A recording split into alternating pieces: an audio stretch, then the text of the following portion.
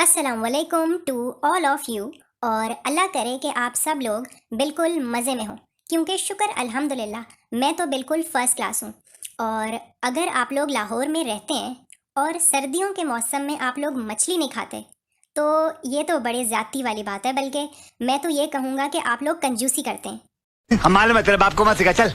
क्योंकि लाहौर में सर्दियों के मौसम में मछली तो हर घर में बनती ही बनती है। और हम लोग तो बिल्कुल कंजूसी नहीं करते। इसीलिए मामा ने आज सुबह सुबह मुझे भेज दिया था मछली लेने के लिए।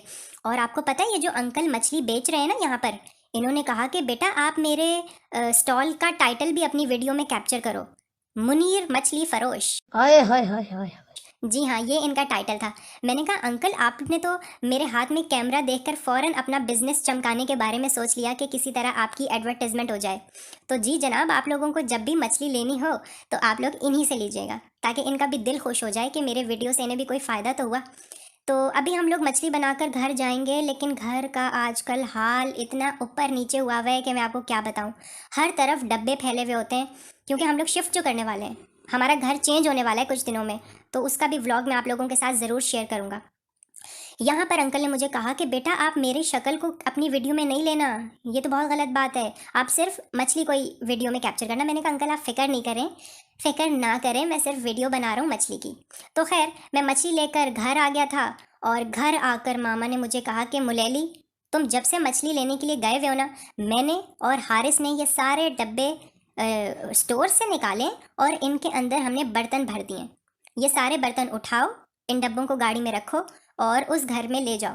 आपको पता है हम लोग हर दिन थोड़ा थोड़ा सामान अपनी गाड़ी में रख कर ले जाते हैं, क्योंकि एक दिन में सारा सामान लेकर जाना तो बहुत मुश्किल हो जाएगा। तो इसीलिए मामा हमें हर रोज़ थोड़ा थोड़ा सामान दे देती हैं। ये देखें, ये ओलिपर्स दूध के डब्बे हैं, इनके अंदर मामा ने शीशे के बर्तन भर दिए जो पहले सामने वाली अलमारी में रखे हुए होते थे। तो अब इनको उठाकर मुझे गाड़ी में डालना है। मैंने कहा मामा आप मुझे नाश्ता तो करने दें। मामा ने कहा कि नाश्ता अगले चक्कर, ये सारे उठाओ, इन्हें इन्हें गाड़ी में रखो और इतनी देर में मैं नाश्ता तैयार कर रही हूँ, ठीक है? जाओ, शाबाश। मैं बड़े बुझे दिल के साथ गाड़ी में बैठ गया और हारिस भाई आहिस्ता आहिस्ता सारे डब्बे लाकर गाड़ी में रख रहे थे। मेरी नज़र पड़ी हॉट पॉट में। मैंने कहा हो सकता है इसके अंदर कुछ खाने पीने का सामान हो, लेकिन कहाँ भाई, हॉट पॉट तो बिल्कुल खाली था। मुझे इतनी भूख लग रही थी। तो खैर अब हम लोग अपने घर से, मेरा मतलब है अपने पुराने घर से नए घर की तरफ जा रहे हैं। आपको पता है हम लोग ये घर चेंज क्यों कर रहे हैं? हम लोग ये घर इसलिए चेंज कर रहे हैं क्योंकि यहाँ के जितने भी रोड हैं वो बहुत टूटे फूटे हैं। इनकी कोई ऐसी मरम्मत करने वाला इंसान इस दुनिया में पैदा ही नहीं हुआ। मुझे तो समझ नहीं आती कि हमारे सारे सियासतदान आखिर लोगों के आसपास इलाकों में कोई काम क्यों नहीं करते। मुझे तो ऐसा लगता है कि आज तक पाकिस्तान में जितने भी सियासतदान आए हैं वो सब लोग हमें हमें हमें लूटने के लिए इस दुनिया में आए हैं, हमें बर्बाद करने के लिए पैदा हुए हैं, क्योंकि कभी भी कोई पॉजिटिव काम होता हुआ हमें नज़र ही नहीं आता। बात तो सही है। तो खैर मैंने एक हाथ से अपने मोबाइल को पकड़ा हुआ था ताकि वीडियो कैप्चर करूं ऑब्वियसली, और दूसरे हाथ से मैंने बर्तनों को पकड़ा हुआ था। हारिस भाई ने मुझे कहा कि मुलेली छोड़ दो इस मोबाइल को, तुम्हारे मोबाइल वीडियो के चक्कर में शीशे के बर्तन टूट गए ना तो अम्मी तुम्हारे 2 टुकड़े कर देंगी, छोड़ दो। मैंने कहा अच्छा मैं छोड़ता हूँ। अचानक यहाँ पर मैंने देखा एक अंकल मुझे घूर रहे थे वीडियो बनाते वक्त। मैंने फ़ौरन अपनी वीडियो वहीं पर पॉज कर दी थी। सो अब हम पहुँच चुके हैं अपने इस नए घर में। यहाँ पर देखें आपको रोड काफ़ी बेहतर मिलेंगे हमारे उस घर की, बल्कि उस घर के सामने रोड तो क्या थी, कच्ची गली थी, लेकिन यहाँ पर प्रॉपर रोड है। और रोड के बिल्कुल साथ हमारे घर के सामने एक छोटा सा गार्डन भी बना हुआ है। आपको पता है हमने जिन अंकल से ये घर ख़रीदा है ना, वो हमें ये बता रहे थे कि इस गार्डन के अंदर एक अमरूद का दरख्त है, ये जो सामने वाला है, और साथ में ये 2 अदद लीमू के छोटे छोटे पौधे हैं। तो अब बाहर आएगी तो फिर देखना यहाँ पर लीमू भी लगेंगे, थोड़े बहुत लीमू तो अभी भी लगे हुए थे, और अमरूद भी लगेंगे। और साथ में गुलाब का भी पौधा था और एक पौधा चंबेली का भी था। बल्कि वो तो ये बता रहे थे कि एक खजूर का भी दरख्त है, लेकिन वो खजूर का दरख्त अंकल अपने साथ ही ले गए। पता है क्यों? अंकल ने कहा कि ये खजूर का दरख्त मैं लाया था सऊदी अरब से जब मैं उम्रा करने के लिए गया था, तो ये तो मैं अपने साथ लेकर जाऊंगा। तो खैर अभी देखें पापा ने घर को पॉलिश करवाने के लिए कुछ लोगों को बुलाया हुआ है। तो अभी 2-3 दिन तक वो इस घर को अच्छी तरह पॉलिश करेंगे, क्योंकि अभी तो घर में काफ़ी मिट्टी थी। और इसीलिए मैंने तो मामा से कह दिया, मामा आप अभी उस घर का चक्कर मत लगाना, वहाँ बहुत मिट्टी है। क्योंकि मामा को मिट्टी देखकर पता नहीं क्या हो जाता है, मामा की सख्त चिढ़ है मिट्टी। मामा तो घर को ऐसा चमका कर रखती हैं कि मैं आपको क्या बताऊं। वो आपको तब पता चलेगा जब मैं आपको अपने अगले व्लॉग शेयर करूंगा इस नए घर के। तो अभी मैं सारे कमरों का जायज़ा ले रहा था कि कौन सा कमरा मुझे मिलना चाहिए। वो तो खैर पापा ही बताएंगे, लेकिन अभी मैं देख रहा था किस कमरे से क्या व्यू नज़र आता है। तो अचानक ये देखें पापा और हारिस भाई मुझे नज़र आए। मैंने इनको काफ़ी आवाज़ें दी इस कमरे से, लेकिन इन्होंने मेरी आवाज़ों का कोई रिस्पॉन्स ही नहीं दिया। मैंने सोचा मैं गैलरी से जाकर इनको आवाज़ देता हूँ। फिर मैं फिर मैं गैलरी में गया। मैंने कहा पापा, पापा, हा, हारिस भाई, हारिस भाई। इस सज्जन को क्या तकलीफ है भाई? हारिस भाई पता नहीं किससे फ़ोन पर बातें कर रहे थे, शायद कंपनी से किसी की कॉल आई होगी। हाँ, क्योंकि हारिस भाई ने ऑफिस से छुट्टी ली हुई है ना 2-3 दिन के लिए, घर शिफ्ट करना है, तो इसीलिए हो सकता है ऑफिस से किसी की कॉल आ गई हो, तभी तो हारिस भाई ने मुझे घास नहीं डाली। हारिस भाई, नहीं भाई, हारिस भाई तो आज मुझे नहीं सुनने वाले। तो खैर हम लोग सारा सामान उस घर में रख कर अच्छी तरह से थोड़ी बहुत किचन की झाड़ पूछ कर वापसी की तरफ नहीं, अपने पुराने घर की तरफ जा रहे हैं। और ये देखें यहाँ पर एक गार्डन है, गार्डन ही बहुत बड़ा ग्राउंड है। हारिस भाई कह रहे थे कि आहिस्ता आहिस्ता इस ग्राउंड के अंदर ग्रास लगना शुरू हो रही है।